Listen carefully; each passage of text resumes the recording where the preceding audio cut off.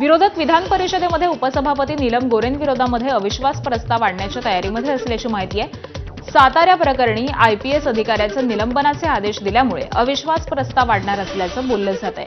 त्यासाठी आमदारांच्या सह्या घेण्याची प्रक्रिया ही सुरू असून या प्रस्तावाला भाजप देखील पाठिंबा देण्याच्या तयारीत असल्याची विश्वसनीय सूत्रांची माहिती आहे। मात्र अधिवेशन संपण्यासाठी फक्त 2च दिवस शिल्लक असल्यानं प्रस्ताव पटलावरती येण्याची शक्यता ही कमी आहे।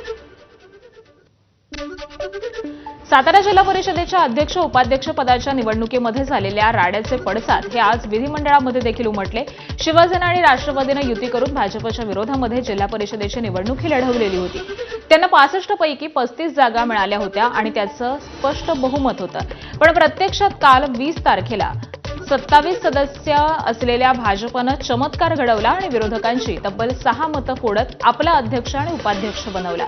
शंभूराज देसाई आणि मकरंद पाटील या 2 मंत्र्यांवरती जयकुमार गोरे आणि शिवेंद्रसिंह राजे भोसले या 2 मंत्र्यांनी मोठी कुरघोडी केली आहे। या निवडणूक प्रक्रियेदरम्यान पोलिसांनी मारहाण केल्याचा आरोप शंभूराज देसाईंनी केला होता।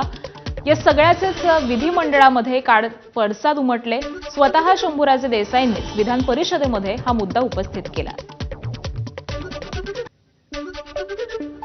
तो एसपी जो वागलाय ना सभापती महोदय, पूर्ण एखाद्या घरगाड्यासारखा वागलाय। त्यामुळे आपण माझी विनंती आहे, त्याला तात्काळ निलंबित करा, बडतर्फ करा सेवेतनं। आज त्याची निवृत्त हायकोर्ट जज मार्फत त्याची चौकशी करा। हा अन्याय आम्ही सहन करणार नाही। त्यामुळे माझी हात जोडून आपल्याला विनंती आहे, अशा पद्धतीनं मंत्र्यांवर आरेरावी करणाऱ्या, मंत्र्यांना जखमी करणाऱ्या त्या पोलीस दलाचा प्रमुख तुषार जोशी, एलसीबीचा इन्स्पेक्टर देवकर, एलसीबीचा असिस्टंट इन्स्पेक्टर गर्जे आणि त्यांच्याबरोबरचे 100 पोलीस यांच्यावर तात्काळ कारवाई करून त्याला निलंबित करा, एवढीच हात जोडून सभापती महोदय आपल्याला विनंती आहे।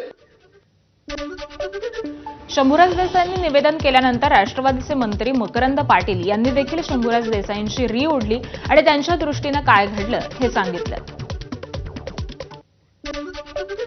एखाद्या आरोपीला ज्या पद्धतीची वागणूक दिली जाती त्या पद्धतीची वागणूक आम्हाला मंत्र्यांना जर या राज्यामध्ये मिळत असेल तर याच्यासारखं दुर्दैव असू शकत नाही।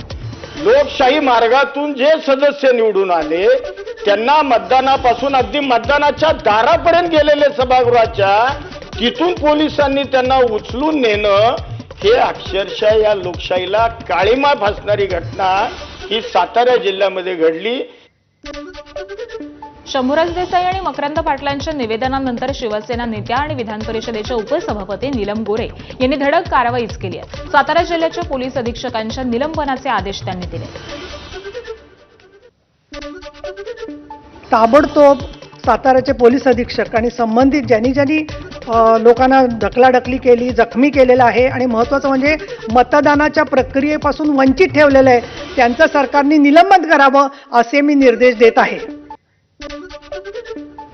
शंभूराज देसाई आणि मकरंद पाटलांच्या निवेदनानंतर विधान परिषदेच्या उपसभापती नीलम गोरे यांनी धडक कारवाई करत सातारा जिल्ह्याच्या पोलीस अधीक्षकांच्या निलंबनाचे आदेश दिले। दरम्यान या प्रकरणी उपसभापती नीलम गोरेंनी केवळ निर्देश दिलेले असून या संदर्भामध्ये निर्णय हा राखून ठेवला असल्याचं सभापती राम शिंदेंनी सांगितलंय।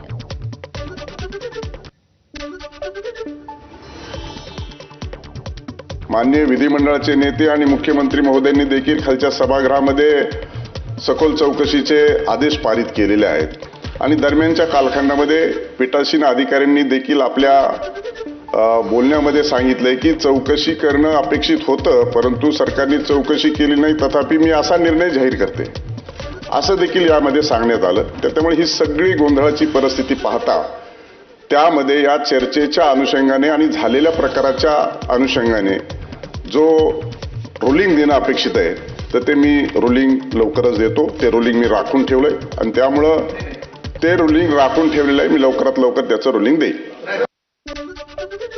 नीलम गोरे यांनी हे आदेश देताच जयकुमार गोरे हे चिडले। त्यांनी नीलम गोरे यांच्या अधिकारावरच शंका उपस्थित केली। उपस्थिती न तपासता तुम्ही निलंबनाचे आदेश दिलेच कसे असा थेट सवाल त्यांनी विचारला।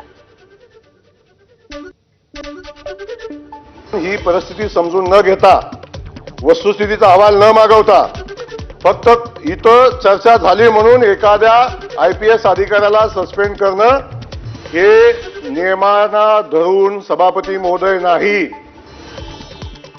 आपण अशा पद्धतीचा निर्देश कसा देऊ शकतो? आणि या बातम्यांसह बुलेटिनमध्ये एक छोटासा ब्रेक घेतो.